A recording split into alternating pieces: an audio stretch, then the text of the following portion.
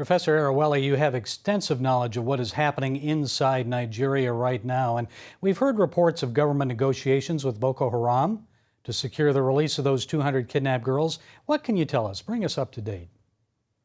Well, the government announced that it is negotiating a ceasefire to bring back the girls who were taken from Chibok.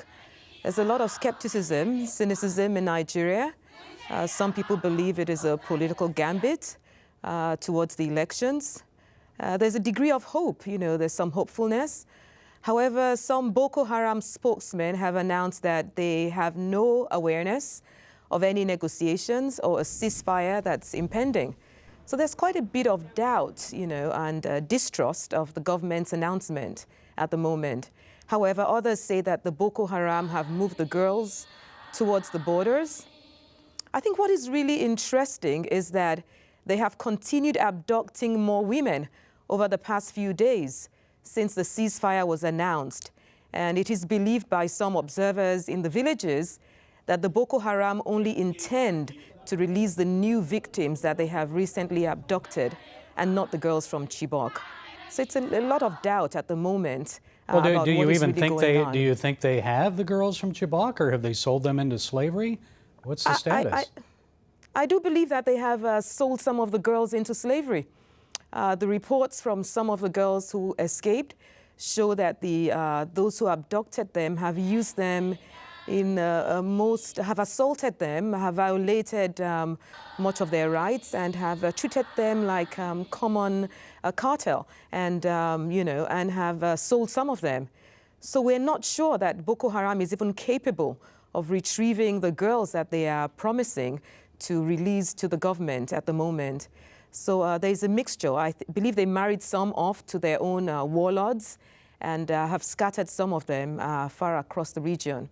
And so what about reports that we've heard that even some of these girls have been used in suicide bombings? Yes. This, of course, as you know, was very strange and alien to Nigerian culture, even the socio-political environment.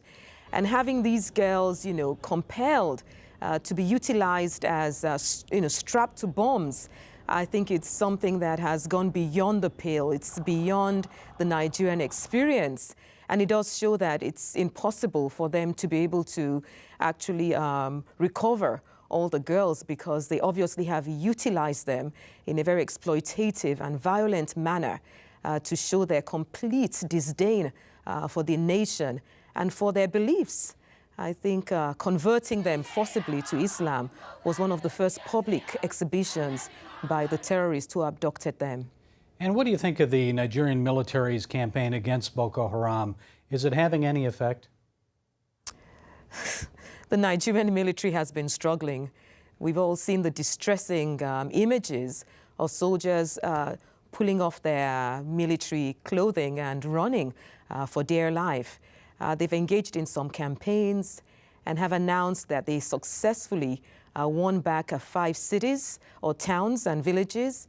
However, the Boko Haram still successfully are controlling at the very least 15 major towns, ranging from Borno all the way down into the northeast. So the military certainly is floundering, it is struggling, has not been very successful. It's quite under-equipped, partly because of corruption. There's a lot of anger within the ranks of the military, their superior officers, who they feel are almost sending them into a suicide bid, while the senior officials stay safe. So there's a lot of a crisis, factions within the military itself, and certainly there's not much confidence within the nation that the Nigerian military is capable or committed to successfully waging a war against Boko Haram. Is it really about money, oil, or a true devotion to Islam? What's motivating Boko Haram and other groups like it? Gary, this has been the subject of a lot of debates, and I think a lot of scholars and political leaders and religious leaders have not really faced up to some of the more uncomfortable truths about the role of religion, as well as other factors like, questions of class, of poverty. But at the core of much of this is an unresolved question about religious identity and the struggle over, that form of religious ideology within the northern part of Nigeria. I think somewhere down there we're finding the quest for power. Professor Airewele, why do you think there's this hesitancy and reluctance to admit what is really at the heart of this, that it is a devotion to Islam? I'm not sure exactly why we find it really difficult.